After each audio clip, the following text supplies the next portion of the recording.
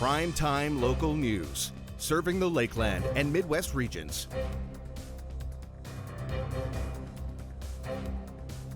And it's time for a weekly look into the archives in this week's edition of Retrospect.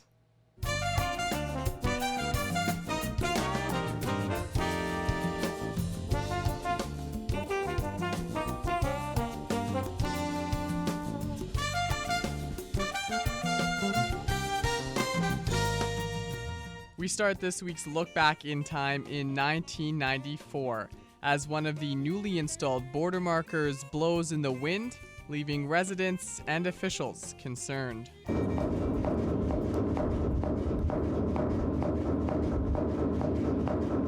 Last night, police and local residents looked on with concern as one of the newly erected border markers twisted and swayed on its base. If somebody gets killed out of it, it'll deserve the city, responsible. A few city officials were at the scene to make a quick inspection last night. Today, they admitted they are also concerned. There's certainly more movement in the towers than we'd like to see. Whether it's structurally sound or not, I think it's a concern to the public. Breco admits one of the towers appears unsafe, but a further investigation is needed. The tower in question is one of two that had to be refitted with a second base plate after the first plate failed to fit.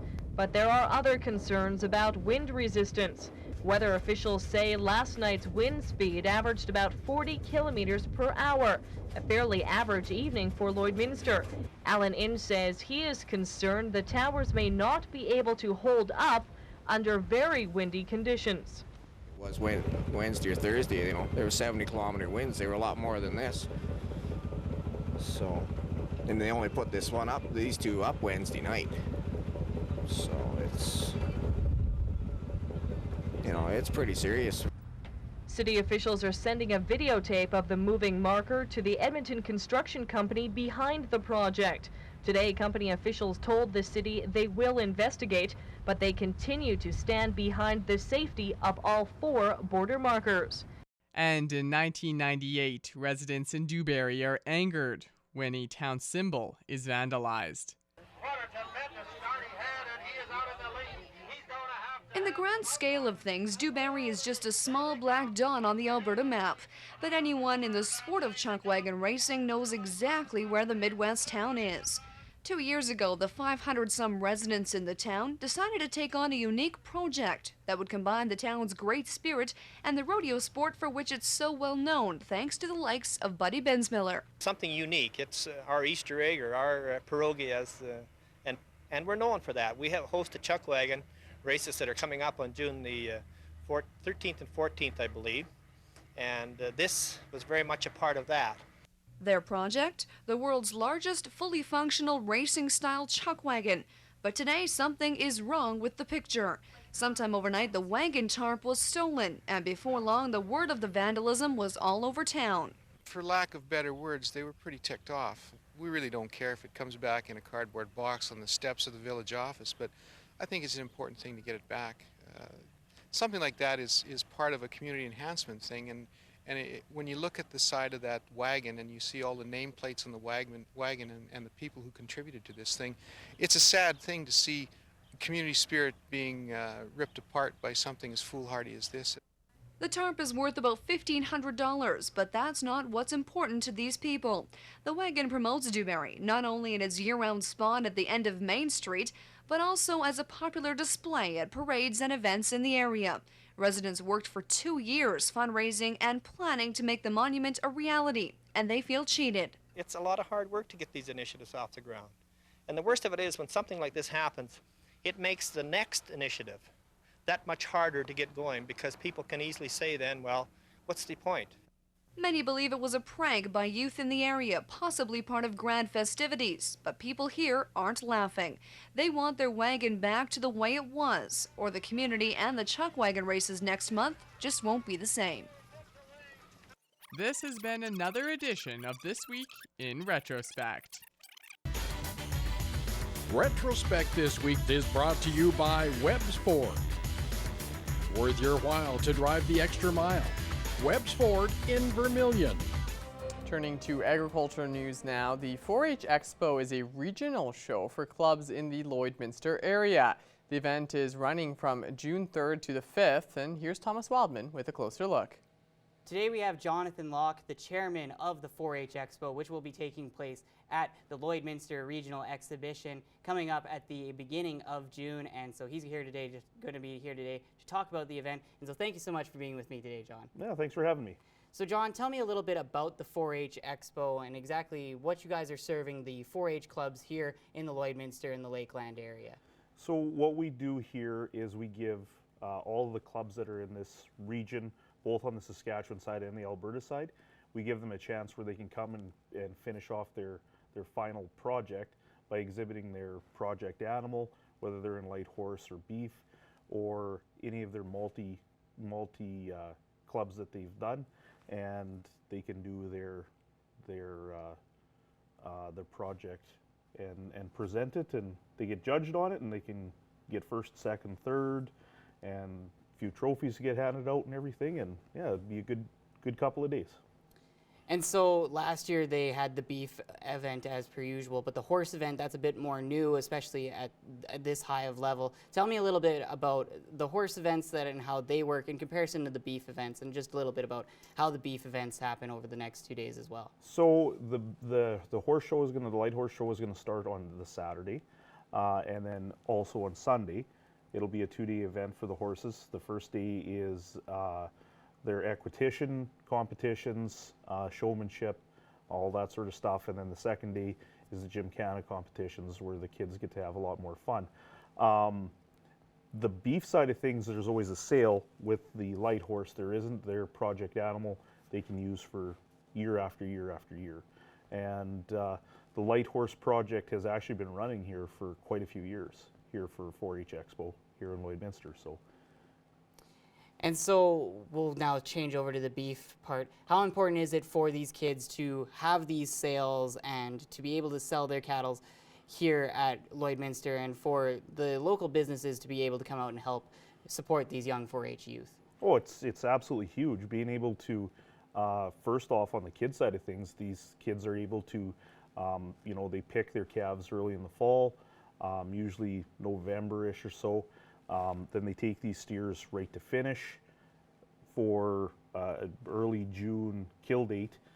Companies and basically anybody, doesn't have to be a company, a person, any person can come in as well and buy the 4-H steer at the sale that we have for whatever you guys want to bid on it as the highest bidder, and you can take that steer, put it in your deep freeze. Most of them have a kill date already, so you can put these steers in your deep freeze, and you get it's a complete write-off, 100% tax write-off, because you are donating it to a 4-H club. That's awesome for sure. And then the other thing about the beef projects as well, as somebody who had been through the 4-H program, is that it's not only the steers that you do the one program for, there's also the female projects. Tell me a little bit about those female projects and the competitions you'll be holding at the 4-H Expo. Yeah, so again, on the beef side of things, on the female part, the kids the members are able to pick a heifer out in the fall, freshly weaned. They halter break her, bring her to the show. They can show her as a bred heifer for the first year, and then the next year after that, they can bring her back as a cow-calf, where she's already had her calf that next spring, come back as a cow-calf pair, and the year after that, they can come back as a 3-year-old cow-calf pair. So it's one of those things that can go progressive in steps and build your herd right from a heifer calf that you either bought or got from your parents or the neighbors, or however you want to do it. Awesome, perfect. Is there anything else you wanted to mention or talk about, John? So this year we're going to have one of our largest sheep shows that we've had in quite a few years. We're going to be looking at almost 30 sheep for sale. I think there's 13 ewes that'll be coming back, and they'll be on the same program as what the females are on for the beef, where they can get a ewe lamb, and then next year bring her back in with her own lambs as a breeder's flock as they get going forward with them. We're also having an archery competition. That'll be on Saturday. There's a canine project. I believe there's about 28 in the canine project. And we're also having a multi-display and bench show. And what that's going to entail is mostly crafts, baking.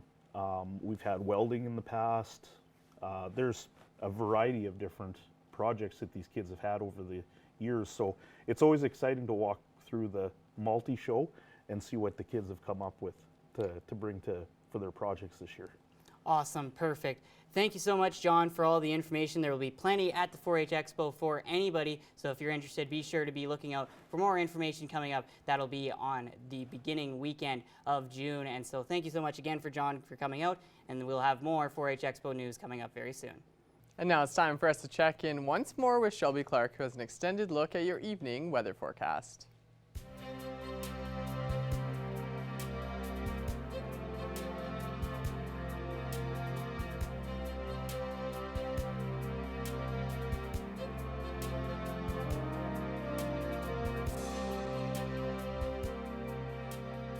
Thanks so much again there, Mr. Jace Mackey. Yes, now taking another extended look at your weather forecast. We'll be starting off with our central zone of the provinces.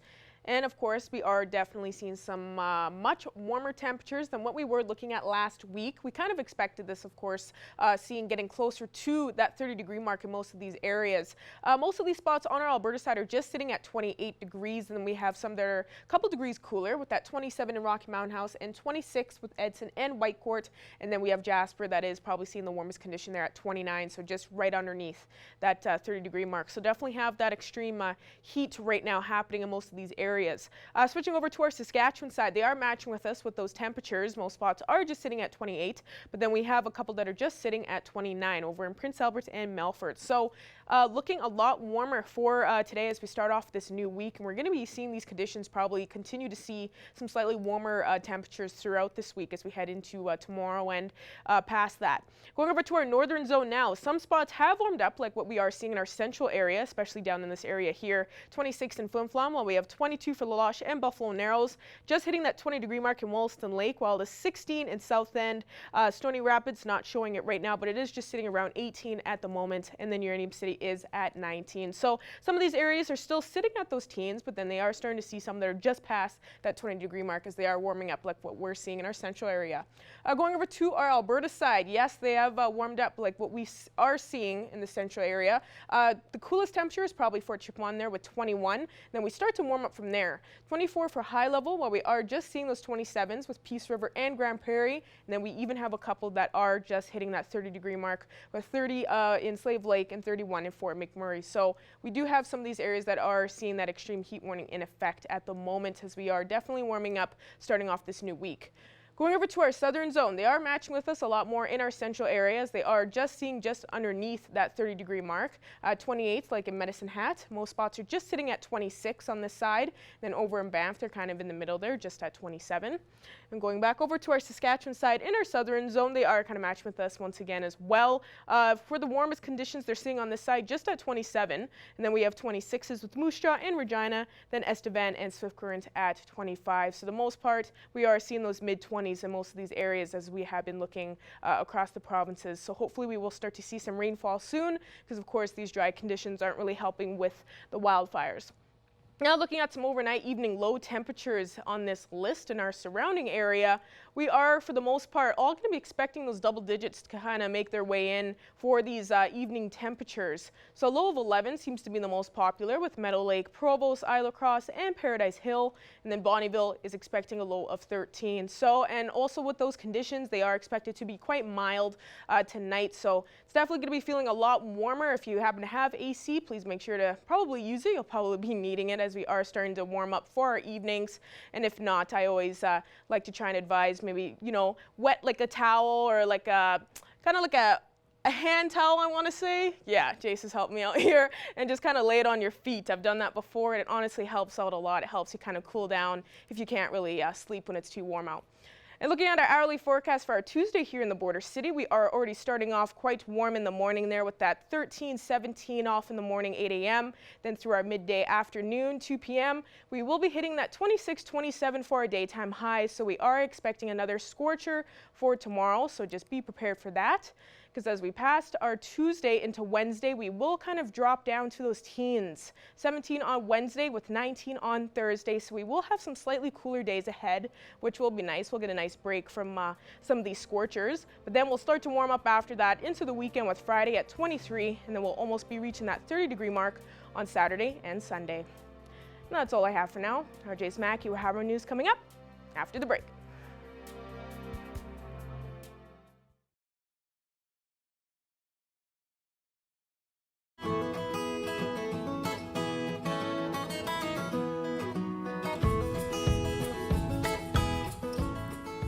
I'm back at Border Paws Animal Shelter a day early for this week's edition of Pet Project, and today we have a gorgeous dog named Harley, and she's a little bit older, but she is very sweet and very loving. So tell me a little bit about how she came to be here. Yeah, so Harley is a mixed breed, not exactly sure the breed on her, and she's about 9.5 years old, and she was surrendered to us. Just her owner was down on her luck and couldn't care for her anymore, so she was surrendered with her sister.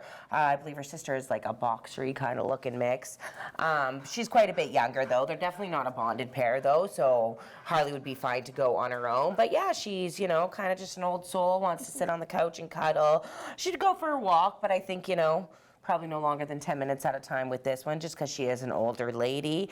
She gets along good with all the other dogs, as well as I don't think there'd be any issue with cats either. And do you think she'd be fine in a household that has children, depending on the age, or would it really matter? I really think she would be fine with any age. She's very gentle, right? Mm-hmm. Like even if you see the way she takes treats, very, very gentle Yes. dog. So I think she would do good with little kids, older kids, pretty much any household she would do. I would just say, you know, if you have other animals and they're a little rambunctious, I mean, she's more on the lazier, kind of just wants to relax side, enjoy her retirement, so. Yes, she is very sweet this entire time. She hasn't growled, she hasn't barked even. She seems to be fine with new people. Obviously, this is the first time we've met her, and she seems very well equipped to deal with new people around her and new smells and stuff. So I think she'd do fantastic in any house. Now, you had a couple events that have passed, and then you have a few events coming up in the next couple weeks. Tell me a little bit about how those events went, and then preview the upcoming ones. So yeah, this past weekend, Windsor Plywood hosted a barbecue for us. It was just at their location. It was awesome. A lot of people came out. It was really nice to see. We had a few puppies there, so thank you to Windsor Plywood for putting that on for us. It was amazing. We raised about $820 just from that one, which is really good because there was a lot going on in Lloydminster last weekend. And then we also were at the emergency preparedness event where the staff was doing glitter tattoos by donation, and we made a few hundred from that too. So really, really good turnout. The weather was beautiful, so it was just nice to see everybody come out for that. Yes, it's awesome when you guys have events that are very successful and you take away with a lot. Whether you're expecting it or not, it's great that the community always ends up showing up. So that's fantastic. And you have no plans for this week, but next week you do have a couple on the go. Yeah. Tell me a little bit about those and how people can get involved. So yeah, we are going to be having a booth at the Border City Tattoo Expo. I believe it's the 27th, 28th, 26th, 27th, 28th. So we'll have some animals there, and actually we are still looking for a volunteer for the Friday. So if anybody would like to come and sit at our booth and, you know, have conversations with people about what we do and hang out with some cute animals, just send us an email, the supervisor@borderpaws.ca. And then on the Sunday, the 28th, Legacy Do It Yourself has their street fest they do every year. So we're going to have a table down there as well as some baked goods. We're going to have a bit of a bake sale just to kind of add a little something to our booth. So if you're interested in that, come on down. We'll have some animals, some information about volunteering, as well as a bunch of baked yummies. And same question as every week, are there any donations that you're in need of? I believe the dog stuff we could definitely use. I know we need some more toys as well as blankets. We can never seem to keep up on blankets because they soil them. So yeah, anything dog related we could definitely use. Food, toys, anything enrichment, kind of keep them busy during the day so they're not focused on being locked up all day. And have you seen an influx in cats? I know cat strays and kitten season is around this time. How have you been doing so far? So far, so good. I know that we're going to start seeing an influx of kittens. I know we've gotten one litter so far, but I imagine in the coming weeks we're going to get quite a bit of kittens. So yeah, we're just kind of going to keep. We've got all our fosters empty to take on all those kittens because a lot of times it's bottle babies. So again, if you're ever interested in fostering too, you can email foster@borderpaws.ca and we can get that all going for you. Awesome. Well, thank you so much for joining me. And Harley, you were a perfect guest, and I have no doubt that she will find a perfect home to live out the rest of her days and enjoy the rest of her life. So thank you. Thank you.